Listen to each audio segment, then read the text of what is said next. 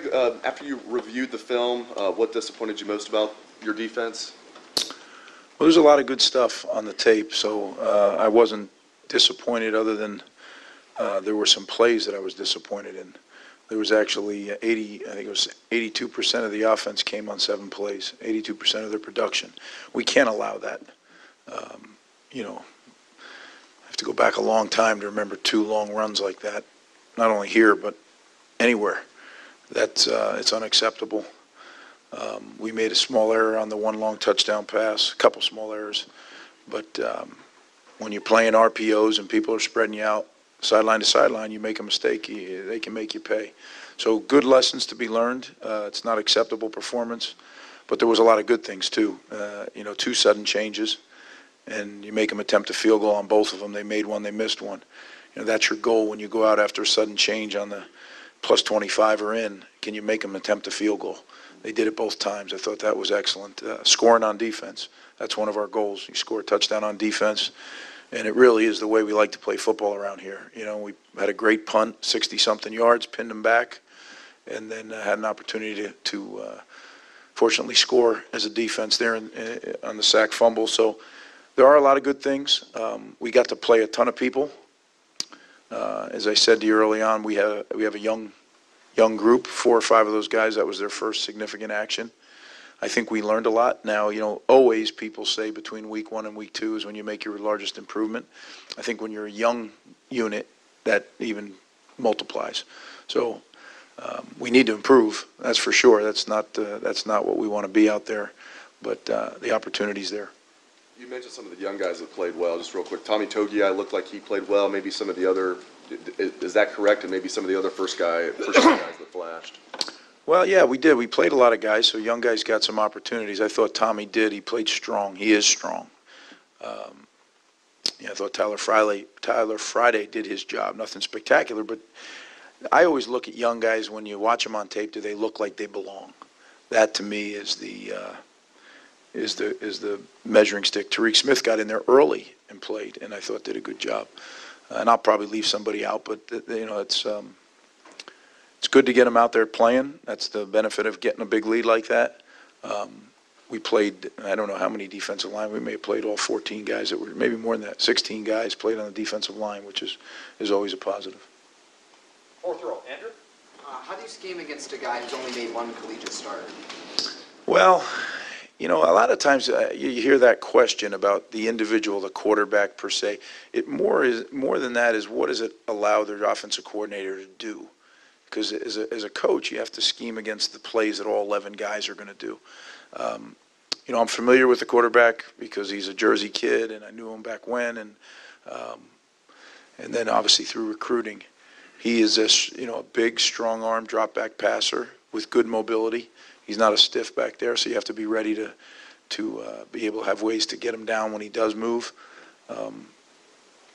So it'll be interesting. You know, Coach McNulty and I go back a long way. He was on my staff twice, once at Rutgers, where he was my offensive coordinator, and then once at Tampa, where he coached the quarterback. So he's familiar with us and defensively, and we're familiar with him. Some of that can be an issue. Like, he knows the verbiage, and I'm sure he's going to tell his players that. So we'll have to change some of the words we use out on the field, some of the calls, so they're not aware exactly what's happening. Front row right, Bill. Could you assess the play of the safeties? Obviously, you didn't have Jordan. Do you expect him back, and could you assess the way that Johnson and Isaiah played? Yeah. First, we hope to have Jordan back. That was a game time decision. There was a lot of good things they did, and there was a lot of learning that they can take from that tape and that performance, which is good because they're going to have to. I mean, yeah, anytime you start 2 guys at the same position, which is the middle of your, going into the game, we knew we were going to have a brand new Mike linebacker and 2 brand new safeties. It's like starting a new catcher and a new shortstop and a new pitcher in baseball right up the middle. So we knew that there could be some growing pains there. Overall, I thought they were solid, made some mistakes, but now at least we have a leaping off point now. Now we got to go and see how fast we can ascend. And if we get Jordan back, that certainly makes a big difference. And just about Urban Meyer coming back today, what was it like in the room when he did return? It was good. Yeah, excited to have him back. Everybody is. Coach is very focused guy, as you know, and we hit it running, and get back to it. Front row left, Bill. Greg, what's the plan with Tough now moving forward since he was able to get in? And when you have young guys at linebacker, how can a presence like Tough maybe help settle things down a bit for those young guys who are experiencing new things? Well, you saw Tough, I think he had 10 plays, and that was kind of his pitch count, and it's all part of his recovery. There's different stages, right? He went through the rehab, then he went through independent running and change of direction, then he went into some individual technique work, then into some team stuff. And part of that is going and playing live football, and he did that for 10 plays. So we look for that to increase. How much, we'll work with our training staff and our medical staff to figure out what's optimal. I thought that Barron did a nice job in there. So as we progress, they're both going to play. They're both really good football players. How much, you kind of going to see how the week goes. We'll up his, not only will we up his, his repetitions in the game, we'll do that in practice as well. And we've been fortunate. There's been 0 setbacks so far, but you never know. And a different topic. I think Dwayne was an 8th grader in South Brunswick when you were at Rutgers. Were you familiar with him at all? And I know he's close with Mo Sadoo, and he's talked about how much he liked the program when you were coaching there. Do you guys talk about that at all? Sort of when you had it rolling and he was a kid and he was watching you guys play? Sure. We have a connection. I remember when I started here at Ohio State, he sent me and we were recruiting him. His dad sent me the picture of he and I at camp together. He came to our camp, and as you know, Mo is very close to Mo. So yeah, there is definitely a connection with Muhammad, his family. A lot of people, he grew up right across the river from Rutgers, so he's a local guy. So we know a lot of the same people. But great to see him, have the kind of performance he did. Did you ever think maybe if you were still there, he would end up being the quarterback at Rutgers someday? No, I haven't thought of that. But I remember he was in our little guys camp, and so were my twins. And I remember them coming down to my office. He was playing whiteout in the pickup 7-on-7 games. They said, "There's one kid up there, number 7. We can't cover. Nobody can cover him." So it was kind of prophetic. Second row left, Ari. You touched a little bit about how Barron played. I think that, as Tough continues to recover, I think that people have this vision that he's going to be the guy that steps in and kind of really takes a big role in this team. Can you be a little bit more specific about what you saw out of him? And do you think that he played well enough to continue with that role moving forward? How Barron played? Yeah. Like I said last week, I think we have more than 3 linebackers that should play. So we're gonna do that. We're gonna try to work those guys in the lineup, and Barron's one of those guys. As Tough comes back, I can see them ham and egging it. There's certain things that each of them do well right now, and that's our job. And that's not the only linebacker position where we need to do that. I think we have some other guys that can play as well. Dante Booker's coming back from his injury. How does he fit into playing that? Justin Hilliard. I think Justin is playing at a high level. So it's a good, I don't call it a problem, a good situation to have. And we just got to figure out the optimal way to get the best performance from everyone. And, you saw a little bit in packages, in third down packages, who goes in. We were just talking about that this morning. How do we get everybody on the field and get everybody a role? Because I think that's important. Guys, I know this for a fact. You prepare better when you can kind of visualize what your role's going to be. The role may change second play of the game, but I think it helps you all week long. And now that we're into game weeks, they really go fast. Saturday turns into Saturday really quickly. Far left, Lori. Coach, I know you personally have a soft spot for Rutgers in your heart, but what's the value to the league to having an improved Rutgers? I mean, some people would say that having a top-heavy league, you can still get a team to the national championship. So what's the value of having teams like Rutgers and Minnesota and teams that seem to be on the upswing? What's the value to having them play well? Well, I think general terms, the more competitive teams you have, the better the league, right? So that's general terms. I think Rutgers specifically, its location is key, right? It is right across the river from New York City. It brings a huge market with it, and when Rutgers is doing well, that market gets behind. It's like so many urban areas, though. When you're winning, you're the hot thing. People want to be there. I can remember when we started winning. Now all of a sudden the Giants are on our sideline, and the Jets and pro baseball players. Well, when you're not winning, they're not there. They're not going to be seen in an event that's not an event. So when that gets good, I think that's good for the league. To get that East Coast, that far East Coast going is nothing but good for the league. I hate to be stupid, but like, I still don't understand the value of balance. Because if you had a league that was Ohio State or Alabama, and then all the rest of the teams were podunk you, it would still be a great team worthy of a national championship. So what's the value of having week in and week out a really tough opponent? Well, a couple things. One, if you're a fan, right, of a league or a conference, you love to see competitive games. That, at least I do as a fan of other sports, and this sport. I mean, I love going home and watching college football when we're done. But I think also, the old saying, iron sharpens iron. And when you play in a league that every week you better buckle it up or you're going to get beat, it makes you better. It improves you as a whole organization. Taylor? Yeah, Greg, just kind of going off of that, obviously, is there any sentiment or anything that crops up whenever you guys play Rutgers with your connection, and does that factor into game week at all? Or, do you have somewhat of a relationship with Rutgers still? Like, do you talk to Chris and any of those guys? Sure. As far as it applies to game week, there's no factor. I mean, you're going to prepare. When you're a coach at Ohio State, it's a very high standard, and you're going to do everything in your power to meet that standard. As far as is it sentimental, sure it is. I mean, we built that program, and really, to come back to your question, from 2002 on, that was always my goal. We got to get Rutgers into the Big Ten. I believe that's where it belonged, the kind of academic institution it is, land-grant institution. So I'm really proud that Rutgers is in the Big Ten. And so when we get ready to play, there are still people I know there. Coach Ash and I are friends. And sure, when you built something, you never forget about it. But now it's our job to beat them. And my job is to make sure that the defense plays the way they're capable of playing against them. And they're better. I mean, you look at the offense, we're game planning as we speak. They're a much better team. And I think Coach McNulty was a great acquisition. Chris had the ability to get Coach and to be his offensive coordinator. And I really think what they're doing, it gives us challenges. And then obviously, we got a big game coming up next week against TCU down in Texas. I know you guys like to focus on one game at a time, but maybe just to phrase it this way, what's the biggest couple of things you would like to see change on the defensive side of the football this week versus Rutgers, especially with a big game like that down in Texas looming next week? Well, first, I know people say like, coaches, they just like to, I mean, we really do that because coaches as a group, it's all about here. Certainly as the leader, you have to have some plans of what is going on in the background because you're always a week ahead.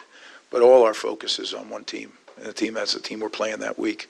But what we need to see get better on defense is there's plenty of that. I think anytime you miss any tackles, and that's expected a little bit in the first game, but we really need to work on our angles of entry into our tackles because that was an issue. There were some issues in the past game. We had 2 DPIs called on us, defensive pass interference, which, I'm not crazy.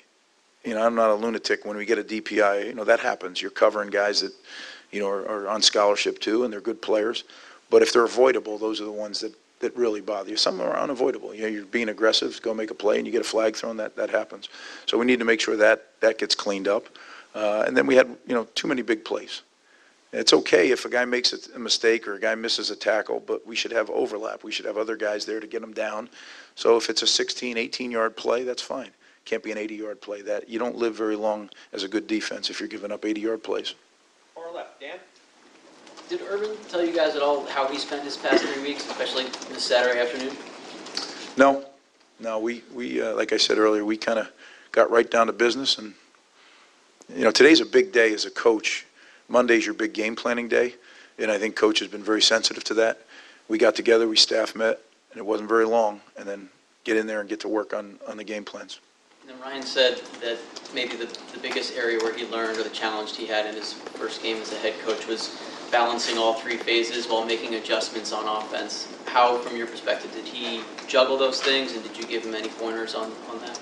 I thought Ryan did an excellent job, not only on game day, but as I've said last week, leading up to everything that he, all the decisions he had to make and the leadership he provided. But yeah, game day, when you're calling the game as a head coach is different than when you're not. And I've done both.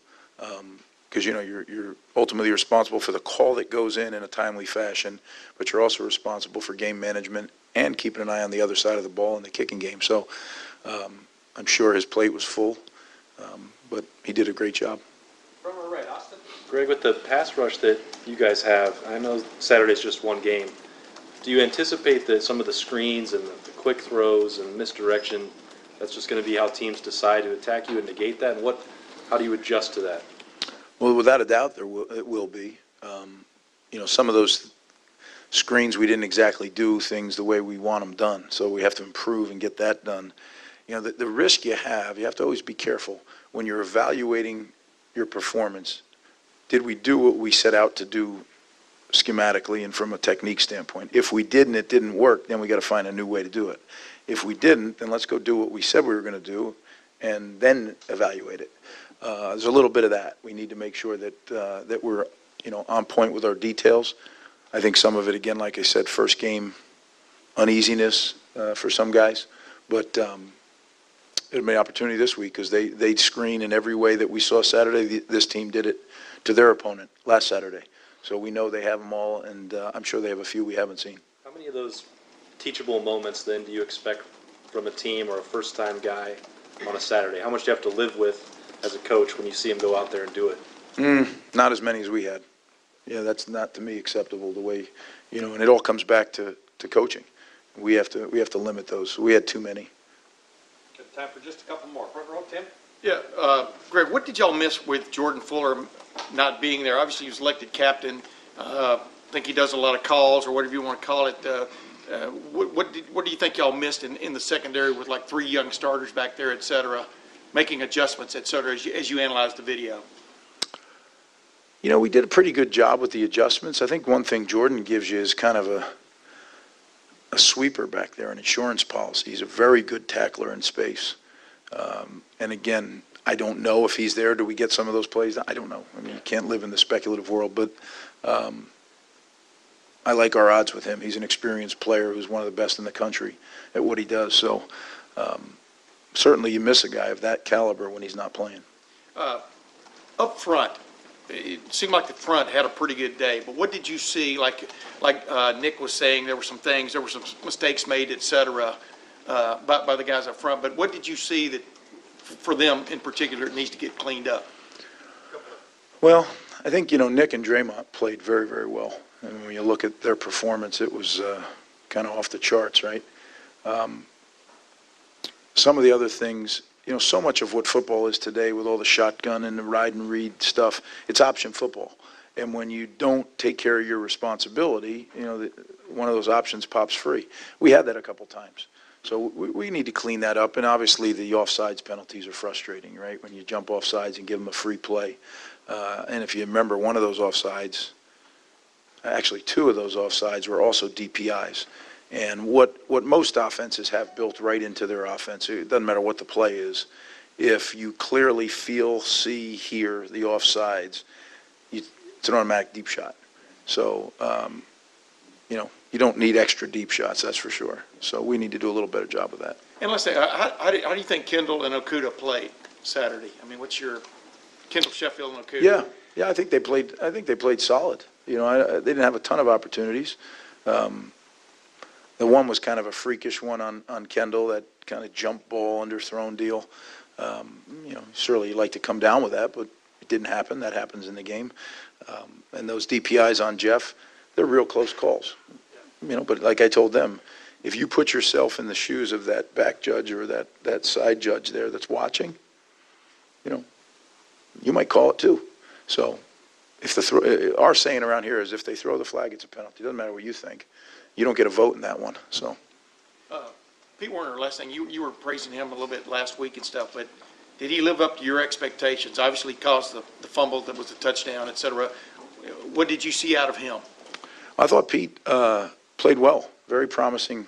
Did he make mistakes? Sure, everybody did, including yours truly. But I thought Pete played at a high level of speed and plays the game with great passion and really is a contact player. He's going to hit you. So bright future for him. We're looking forward to seeing him get better and better. And last set of questions, front row left. Doug? What did Okuda do exactly on the 2 pass interferences? How close was he to playing that right? And Well, when you look at pass interference, what I tried to explain to the corners is if you restrict them, now you give the official a chance to make the call. And he just had his arm kind of barred. It's called an arm bar. We don't teach that here. But a lot of guys do it naturally, right? It's just, I want to make sure it's kind of like a safety belt. And we just got to just keep running and make the play. There's one play, if you freeze it, you'd think Okuda was the wide receiver. He was on the outside, and the receiver was trying to play, so he didn't intercept it. But he got called because he put his arm out. So little things like that we have to work on. But I thought he was in really good position on both plays. Just got to avoid that penalty. and we know you guys have done the 3-corner rotation typically here. Are you good with that, those 3 guys? Is that working? That's what you're going to continue with? Yeah, I think it is. I think we actually have, and I think Sean Wade got in there and did a nice job as well. And, Marcus Williamson, he was a little bumped up during camp, so didn't get all the reps he needs. So I think we have some depth there. So it may be more than 3 that we play, but certainly 3. And then the nickel position is a corner man position as well. And so that's what nickel, you're usually putting the top 3 corners out there, right? That's your nickel look at the moment? Yeah, and we were talking today, there may be some different mixes and matches we want to do, to give everybody a role, something that they can focus on and know they're going to get in the game.